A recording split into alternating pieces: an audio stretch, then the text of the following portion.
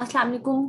आज का हमारा टॉपिक है mechanism of thermo regulation in animals, यानी एनिमल्स अपना बॉडी टेम्परेचर कैसे मेंटेन करते हैं।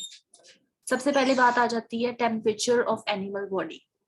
एनिमल की बॉडी का टेम्परेचर दो फैक्टर्स पे डिपेंड करता है। पहला फैक्टर ये है कि जब एनिमल फूड खाएगा, ठीक है, उसके अंदर उसकी बॉडी में मेटाबॉलिज्म होगी जिसकी वजह से हीट प्रोडक्शन होगी। पहला फैक्टर है मेटाबॉलिज्म, जिसकी वजह से उसकी बॉडी में हीट प्रोड्यूस होगी।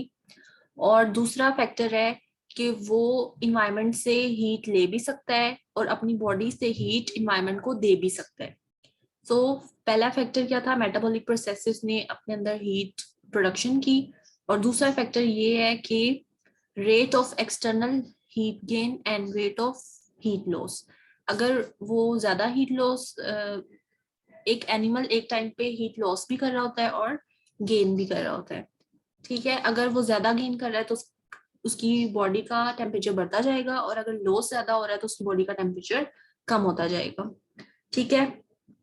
यहाँ तक आप लोगों ने हेडिंग लगानी है body temperature of body, animal body depends upon which factors, ठीक है। उसके बाद नेक्स्ट आ जाएंगे हम, जो नेक्स्ट सेकंड पॉइंट था कि हीट ट्रांसफर हो जाती है, हीट का ट्रांसफर हो जाता है एनिमल की बॉडी से इन्वायरमेंट में या इन्वायरमेंट से एनिमल बॉडी में।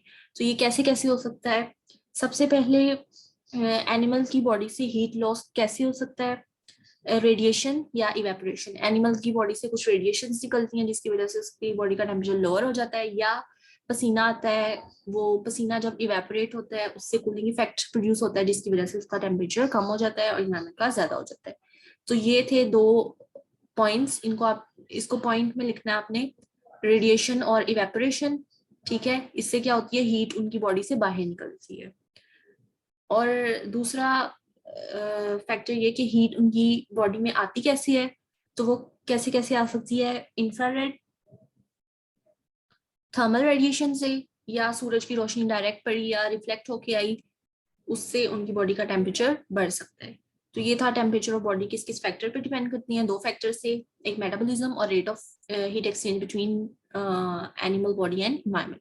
दूसरा था कि दूसरी जो बात मैंने इस टॉपिक में बताई है कि कैसे एक्सचेंज होता है एनिमल अपनी हीट कैसे निकालता है, रेडिएशन इवेपोरेशन से, और गेन कैसे करता है इन्वायरमेंट से, इंफ्रारेड थर्मल रेडिएशन से या डायरेक्ट एंड रिफ्लेक्टेड सनलाइट से। आगे है temperature classification of animals. Temperature की बेस पे एनिमल को क्लासिफाई किया गया है, ठीक है। Animal deal with variation in thermal characteristics of their environment. हमें पता है इन्वायरमेंट में कभी सर्दी होती है, कभी गर्मी होती है, मौसम में तेजी से चेंजेस आ रही होती हैं। पहली क्लासिफिकेशन है हमारी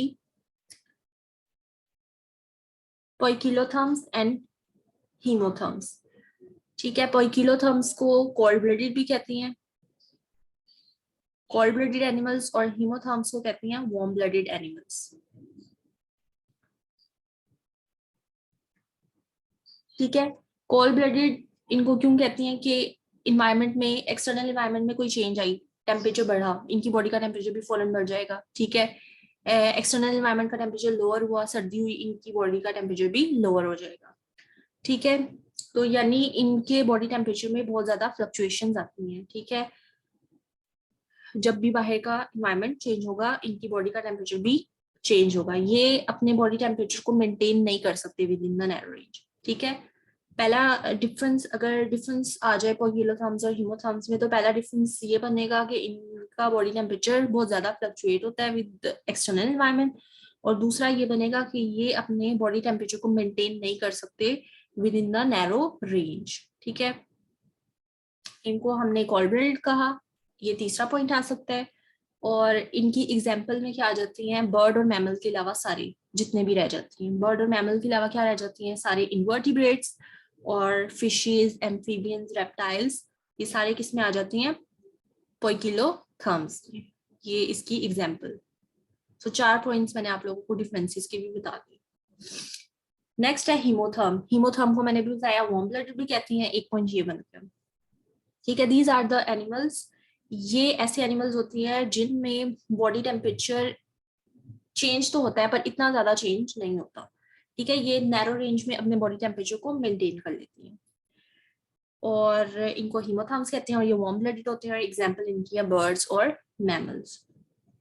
सो डिफरेंस अगर आ जाए तो पोइकिलोथर्म का पहला क्या है कि इनका बॉडी टेम्परेचर बहुत ज्यादा फ्लक्चुएट करता है विद इन एक्सटर्नल एनवायरनमेंट, जबकि हीमोथर्म्स का बॉडी टेम्परेचर चेंज नहीं होता विद चेंजिंग टेम्परेचर, ठीक है। सेकंड पॉइंट आ जाता है कि कोल्ड ब्लडेड जो थे उनकी या पोइकिलोथर्म्स जो थे, they do not have the ability to maintain their body temperature within narrow range. लेकिन जो हीमोथर्म्स है, हीमो का मतलब ही होता है सेम, यानी इनका बॉडी टेम्परेचर मेंटेन रहेगा एक खास रेंज में, ठीक है। और इनका और जो पोइकिलोथर्म है वो कोल्ड ब्लडेड है, हीमोथर्म के हैं वार्म ब्लडेड। और फोर्थ पॉइंट आ गया इनकी एग्जांपल्स का।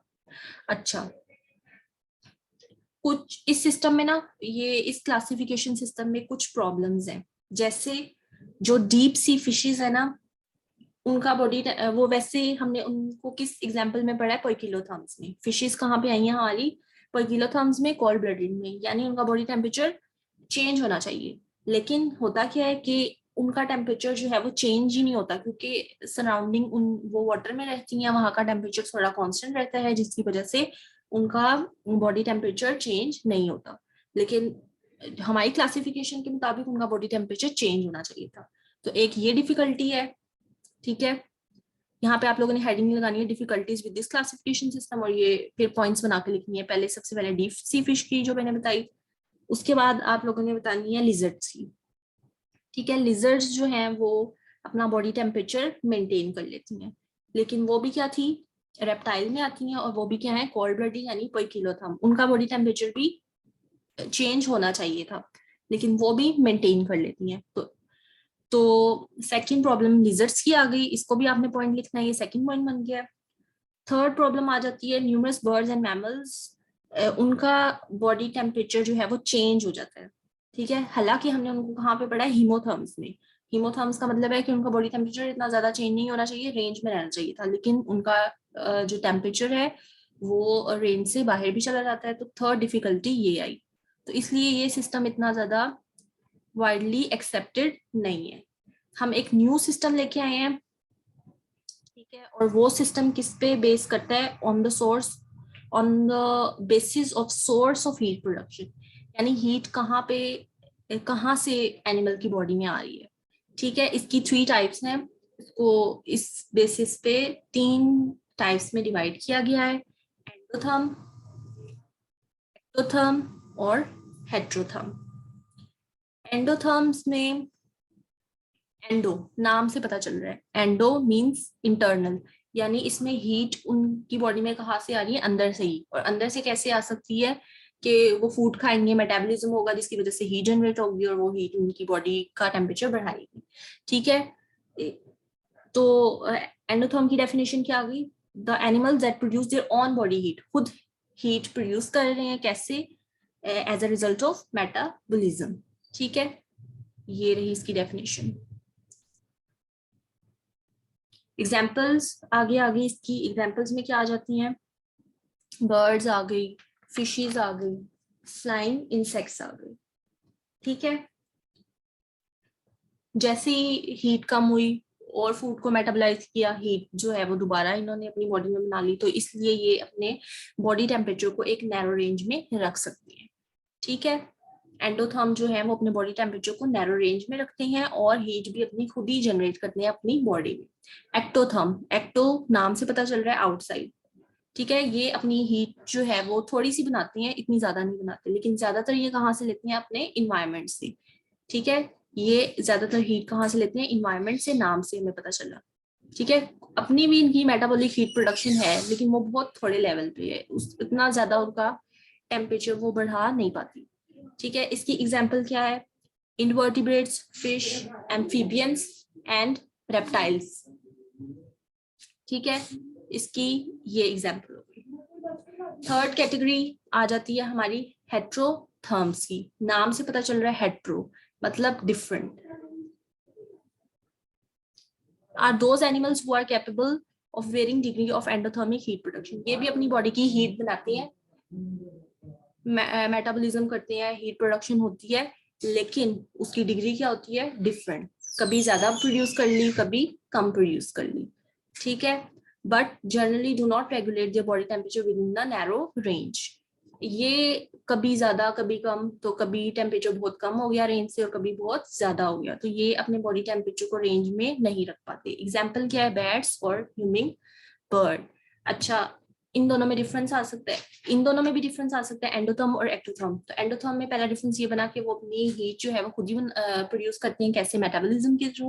और एक्टोथर्म जो है वो अपनी हीट प्रोडक्शन करते हैं, लेकिन वो बहुत लो लेवल पे होती है, ठीक है। इसलिए वो ज्यादातर कहाँ से लेते हैं, इन्वायरमेंट से। फिर सेकंड पॉइंट आप लोग बना सकते हैं इनकी एग्जांपल्स का। उसके अलावा डिफरेंस आ सकता है एंडोथर्म और हेट्रोथर्म में, ठीक है।